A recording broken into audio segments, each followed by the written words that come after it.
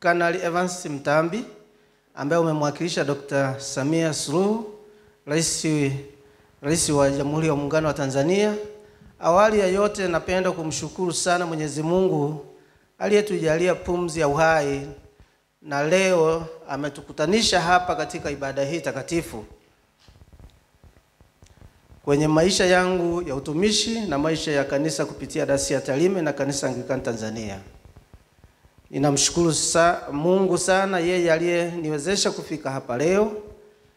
Ni kwa neema yake na kibali chake kupitia Wakristo wenzangu wa Dayosisi hii ya Tarime na baba maaskofu wote wa kanisa letu kuona kuwa mimi nastahili kuwa askofu wa pili wa Dayosisi ya Tarime. Sifa na utukufu tumrudishie Mungu aliyetujalia hili. Ahimidiwe Mungu kwa kuwasafirisha na kuwafikisha salama hapa Tarime. Lakini pia kufika kwenu ni kuonyesha upendo na ukarimu wenu kwetu. Kwa wale ambao ni mara yao ya kwanza au mara yenu ya kwanza kufika Tarime, mjisikie mpo nyumbani na muwe na amani tele. Karibuni tule kichuli. Ndugu mgeni rasmi, niombe nitumie nafasi hii kumshukuru sana mtangulizi wangu katika huduma ya uaskofu katika Dayosisi ya Tarime, Baba Askofu Dr. Mwita Akili na Mama Askofu Mkami Akili, kwa kazi kubwa na ngumu walioifanya katika Dayosisi ya Tarime, ambayo sasa mmetuachia kijiti kuhudumu katika daraja hili takatifu. Baba Askofu Dr. Mwita Akili na mama, tunawashukuru sana kwa kutengenezea njia, kwa kuweka msingi mzuri wa kihuduma na kiutendaji katika Dayosisi yetu ya Tarime. Nasi tutaendelea kujenga juu ya msingi huo ili kuendeleza yale mlioyaanzisha na kuanzisha mengine mapya kulingana na mpango wa mkakati wa Dayosisi yetu ya Tarime 2010 na kuendelea. Na hapa tunakuahidi kuwa tutaendelea na msimamo wa kiinjili ambao wewe Baba Askofu Dr. Mwita Akili umekuwa mstari wa mbele na balozi mwema kupinga ukengeufu wa kiimani, kimaandiko yani Biblia takatifu, na kukataa maadili mabaya yasiyoendana na mila na desturi za Kitanzania kwa kushirikiana na baba maaskofu wetu wa Kanisa Anglikana Tanzania.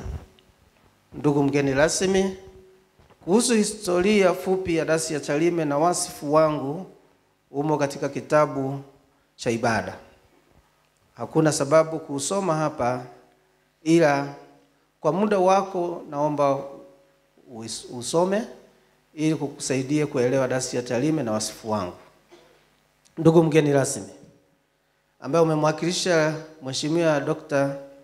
Samia Suluhu Hassan, Rais wa Jamhuri ya Muungano, mama yetu katika tukio hili muhimu kwa kanisa letu. Ndugu mgeni rasmi, na tunakuomba utufikishie salamu zetu za upendo kwa Mheshimiwa Dr. Samia Suluhu Hassan, Rais wa Jamhuri ya Muungano wa Tanzania. Tunaomba umwambie kuwa sisi wana Tarime na Kanisa Anglikana kwa ujumla tunamuombea, tutaendelea kumwombea yeye, familia yake na serikali yake ili atimize wajibu wake wa kuiongoza nchi yetu kwa amani, upendo na mshikamano, ili nchi yetu Tanzania ipate maendeleo ya kimwili na kiroho. Ndugu mgeni rasmi, tunapenda kukujulisha kuwa Dayosisi ya Tarime imekuwa mstari wa mbele chini ya Baba Askofu Dr. Mwita Akili kushughulikia na kutatua migogoro ya ardhi na ugomvi kati ya koo na koo ndani ya wilaya yetu ya Tarime kuanzia mwaka 2010 mpaka 2018, kwa kushirikiana na vyombo mbalimbali vya serikali kama vile kamati ya ulinzi na usalama na viongozi wa mila kutoka koo 13 zilizopo katika wilaya ya Tarime. Hata hivyo, hivi karibuni mwishoni mwa mwezi Februari na mwanzoni mwa mwezi huu wa Machi 2025 kumetokea uchochezi wa watu wachache waliokuwa wanagombania mipaka ya ardhi kati ya kijiji cha Korotambe na Lemawi, hali inayoashiria kuchochea vita ya koo na koo. Lakini tunaishukuru serikali na tunalishukuru jeshi la polisi kwa kushirikiana na kamati ya ulinzi na usalama ya wilaya na mkoa kwa kuchukua hatua za haraka kuzima ugomvi huo. Tunaamini kuwa Dayosisi ya Tarime kwa kushirikiana na viongozi wa dini, wazee wa mila kutoka kila koo husika na kamati za ulinzi na usalama, jaribio hilo tunao uwezo wa kulimaliza kabisa. Vile vile Dayosisi ya Tarime tunaendelea kuungana na serikali kutoa huduma kwa jamii ya Wanatarime kupitia kituo cha maendeleo ya kilimo Mugabiri Mfeki. Tunatoa mafunzo ya usalama wa chakula, ufugaji bora wa kisasa, ufugaji wa nyuki, kilimo bora yani kilimo biashara, elimu ya mbinu za kukabiliana na mabadiliko ya tabia nchi, elimu ya matumizi bora ya fedha kwenye vikundi vya vikoba, elimu ya uhifadhi wa mazingira, elimu ya kujikinga na maambukizi ya VVU, ukimwi, uboreshaji wa ardhi, elimu ya lishe bora katika shule za msingi, elimu ya kupinga ukatili wa kijinsia, ndoa za utotoni. Dayosisi ya Tarime imekuwa ikitoa elimu mashuleni kwa wadau wengine kama vile mangariba, wanaokeketa mabinti na wanawake kuhusu athari za ukeketaji unaofanyika kwa mabinti na wanawake ndani ya jamii ya Wanatarime. Tunatoa mafunzo mbalimbali yanayomhusu mtoto na mama, mfano malezi bora ya mtoto, umuhimu wa maziwa ya mama kwa mtoto, afya, mafunzo ya ujasiriamali, usawa katika elimu, mgawanyo wa mali, kupinga ukatili wa kijinsia, ndoa za utotoni na kadhalika. Maana wote Mungu alituumba kwa mfano wake. Mwanzo 1:27. Hivyo Dayosisi ya Tarime ina wajibu wa kumlinda na kumjali mtoto, kijana na mama. Pia Dayosisi ya Tarime inaunga mkono serikali yetu kwenye swala la elimu ili kukinzana na maadui watatu wa binadamu, yani umaskini, ujinga na maradhi. Hivyo Dayosisi ya Tarime inafanya yote hayo ili kutimiza agizo la Mungu kwa kanisa lake kupitia waraka wa 3 wa Yohana. Mpenzi, na nukuru, mpenzi, naomba ufanikiwe katika mambo yote na kuwa na afya yako kama vile roho yako ifanikiavyo, maana nalifurahi mno walipokuja ndugu na kuishuhudia kweli yako kama uendavyo katika kweli. Sina furaha iliyo kuu kuliko hii, kusikia kwamba watoto wangu wanakwenda katika kweli. Ndugu mgeni rasmi, tunayo imani na serikali ya Jamhuri ya Muungano wa Tanzania inayoongozwa na Rais Mheshimiwa Dr. Samia Suluhu Hassan, na tunaamini kuwa ni serikali sikivu, makini, inayojali na kuheshimu viongozi wa dini. Ndio maana mara kwa mara huwatumia viongozi wa dini kutatua migogoro, kuombea nchi amani na kadhalika. Hivyo tunakuomba mgeni rasmi Kanali Evans Katambi umpe ombi letu kuwa ni jambo jema na zuri kuanza sasa kuwapongeza na kuwatunuku zawadi mbalimbali viongozi wa dini ili kuwatia moyo, maana hutumia muda wao mwingi, maombi yao, rasilimali fedha kutatua migogoro mbalimbali katika jamii ya Watanzania. Na ijulikane kuwa fedha hutumika kama vile nauli, chakula kwa viongozi mbalimbali ambazo ni sadaka na michango ya Wakristo ambao wengi wao wana kipato cha chini sana. Wanafanya hivyo kwa upendo kwa ndugu zao ili wote tuwe na amani ambayo ndio tunu yetu wa Tanzania. Hivyo Askofu Dr. Mwita Akili ni mfano bora wa kuigwa hapa Tarime na nje, kwa kuwa alijitoa kwa moyo wa upendo. Alihakikisha kuwa migogoro ya ardhi na vita ya koo na koo vinaisha hapa Tarime kwa kutumia makundi mbalimbali kama nilivyoeleza hapo juu. Ndugu mgeni rasmi, tunakuomba umwambie kuwa umwambie kuwa bungeni kuna nafasi mbalimbali za uwakilishi wa makundi. Tunaomba serikali yetu sikivu itupatie viongozi wa dini nafasi za uwakilishi bungeni kulingana na umoja wa dini zetu kama ilivyo kwa nchi mbalimbali Afrika na duniani. Hii itasaidia kupunguza migongano ya kisheria inayopitishwa bungeni ambayo pengine viongozi wa dini wangeisemea na kushauri kabla ya kupitishwa kuwa sheria. Maana viongozi wa dini ni sauti ya Mungu na kwa jamii ya Mungu. Ndugu mgeni rasmi, Dayosisi ya Tarime na Kanisa Anglikana Tanzania tumekuwa mstari wa mbele kukabiliana na ukosefu wa ajira kwa vijana wetu ambao wanahitimu masomo yao kila mwaka. Hivyo Dayosisi ya Tarime yenyewe imeajiri watu zaidi ya 42 wenye taaluma mbalimbali. Ndugu mgeni rasmi, Kanali Evans Mtambi ambaye umemwakilisha rais wetu, Rais Mheshimiwa Dr. Samia Suluhu Hassan, Rais wa Jamhuri ya Muungano wa Tanzania. Ombi letu kwa rais ni kwamba tunaomba serikali itupunguzie kodi ya mapato na hata kuzifuta kabisa katika shule zetu mbili. Moja ni ya sekondari, yani shule ya wasichana Talanta iliyopo kando ya barabara ya Msoma eneo la Gamasara, nje kidogo ya mji wa Tarime. Na nyingine ni shule ya awali Talanta iliyopo eneo la Rebu Tarime mjini. Aidha, tunaomba serikali tufikirie kuondolea taasisi za dini kodi katika hospitali, vituo vya afya, zahanati na vyuo mbalimbali vinavyomilikiwa na taasisi za kidini. Maana ni kweli kuwa tunatoa huduma kwa gharama kidogo sana. Fedha zinazopatikana katika huduma hizo ni kidogo sana, na kulingana na viwango vya huduma tunayoitoa kwa jamii ya Kitanzania. Na fedha hizo ndizo zinazotumika kujenga miradi mingine ambayo inasaidia kupunguza ajira kwa jamii ya Kitanzania. Pia fedha hizo ndizo zinazotumika kufadhili watoto yatima waishio katika mazingira magumu. Na naomba ifahamike ya kuwa watumishi wote walioajiriwa na taasisi za kidini ni walipa kodi wazuri kwa serikali yao. Ni vizuri serikali iangalie hili kwa jicho la tatu na kwa upana wake.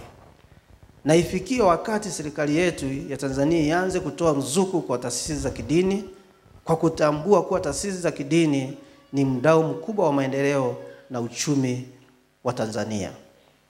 Lengo kubwa la Mungu kupitia kanisa lake ni kuonyesha upendo wake kwa vitendo, kwa kumhudumia mwanadamu kiroho na kimwili, yani holistic mission stroke development. Ndio maana tunatoa huduma zetu anazohitaji mwanadamu, na zaidi huduma ya kiroho ambayo hii serikali haifanyi. Kwa hivyo sisi taasisi za kidini tunaenda mbele zaidi kuliko serikali yoyote ile. Ndugu mgeni rasmi, sisi viongozi wa dini tunaipongeza serikali yetu ya Tanzania inayoongozwa na Mheshimiwa Dr. Samia Suluhu Hassan, Rais wa Jamhuri wa Muungano wa Tanzania, kwa kujikita kuwaletea maendeleo wa Tanzania. Tunaona miradi mbalimbali ya huduma muhimu kwa jamii zikitekelezwa kwa kasi. Ujenzi wa shule, vituo vya afya, hospitali za wilaya, mikoa na kikanda. Miradi ya maji midogo na mikubwa, nishati ya umeme, ujenzi wa barabara kuunganisha wilaya na wilaya, mkoa na mkoa, ujenzi wa masoko, ruzuku za mbolea kwa wakulima na kadhalika. Ndugu mgeni rasmi, ombi letu kwako ni kuongeza bidii katika ujenzi wa barabara toka Tarime Serengeti na Serengeti Arusha kwa kiwango cha lami.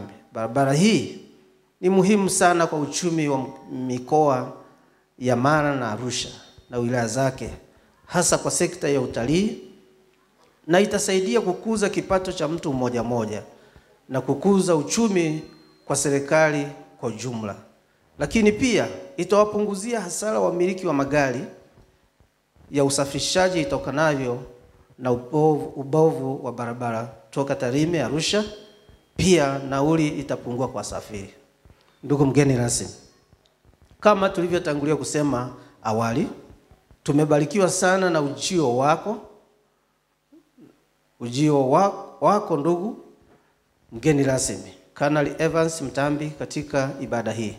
Sisi Tarime tunakushukuru sana, pia tunawashukuru sana baba zetu maskofu na wageni wetu wote. Tunawaomba muendelee kutuombea. Ndugu mgeni rasmi, tunapohitimisha hotuba yetu, tunawaomba makasisi, mashemasi, malay reader, wainjilisi, malay kanoni na watumishi wote na walei wote wa Dayosisi ya Tarime tuwe na umoja, amani, upendo na kuishi kwa neno la Mungu. Yaani haya ni maneno ya Mungu kupitia waraka wa kwanza wa Paulo mtume kwa Korinto. Anasema, ndugu nawasihi kwa jina la Bwana wetu Yesu Kristo kwamba nyote mnene mamoja, wala pasiwe kwenu faraka, bali muhitimu katika nia moja na shauri moja. Anaendelea kusema, mtu na tuhesabu hivi kuwa tu watumishi wa Kristo na mawakili wa siri za Mungu. Hapo tena inayohitajiwa katika mawakili ndio mtu aonekane kuwa mwaminifu. Waraka wa Paulo mtume kwa Filipi sura ile ya 2 aya ya 3 hadi ya 5 inasema, msitende neno lolote kwa kushindana wala kwa majivuno, bali kwa unyenyekevu. Kila mtu na amhesabu mwenzio kuwa ni bora kuliko nafsi yake. Kila mtu asiangalie mambo yake mwenyewe, bali kila mtu aangalie mambo ya wengine. Iweni na nia hiyo hiyo ndani yenu ambayo ilikuwamo pia ndani ya Kristo Yesu. Waraka wa pili wa Petro unasema, kwa hiyo ndugu, jitahidini zaidi kufanya imara kuitwa kwenu na uteule wenu, maana mkitenda hayo mtajikwaa kamwe. Hamtajikwaa kamwe. Maana hivi mtaruzukiwa kwa ukarimu kuingia katika ufalme wa milele wa Bwana wetu Mwokozi wetu Yesu Kristo. Ni ukweli usiopingika kuwa tunaipokea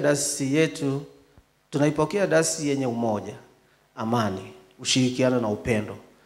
Na hapa niwaombe baba wachungaji na Wakristo wote wa Dayosisi ya Tarime, muendelee kuniombea. Mnipe ushirikiano mkubwa kwa kuzingatia wito na viapo vyenu kwa kumtanguliza Mungu katika yote. Maana mimi mwenyewe mtu mmoja siwezi kufanya kazi mwenyewe na kufikia malengo tunayotarajia. Ndugu mgeni rasmi na wageni wote mliohudhuria ibada hii takatifu, tunawashukuru sana wote kwa kuja kushiriki nasi. Tunawatakia baraka za Mungu, afya njema wewe na familia yako, na mama Mheshimiwa Dr. Samia Suluhu Hassan, Rais wa Jamhuri ya Muungano wa Tanzania, Makamu wa Rais, Waziri Mkuu, Naibu Waziri Mkuu, mawaziri wote, makatibu wakuu, wabunge, madiwani wote na viongozi wote wa serikali na siasa. Mungu awape unyenyekevu, moyo wa upendo, huruma na amani katika kuliongoza taifa hili tukufu tulilopewa na Mungu, lililojaliwa rasilimali za kila aina, mfano madini, bahari, maziwa, misitu, gesi, ardhi, mbuga na kadhalika, ambazo ni zawadi kutoka kwa Mungu kwa ajili ya maendeleo ya Watanzania wote. Mungu ibariki Tanzania. Mungu libariki Kanisa Anglikana Tanzania, na Mungu ibariki Dayosisi yetu ya Tarime, na Mungu awabariki wahudumu na Wakristo wote. Tuseme amina. Sisi katika utume na utumishi katika Kristo. Askofu John Msuma Jaitara, askofu wa pili wa Dayosisi ya Tarime.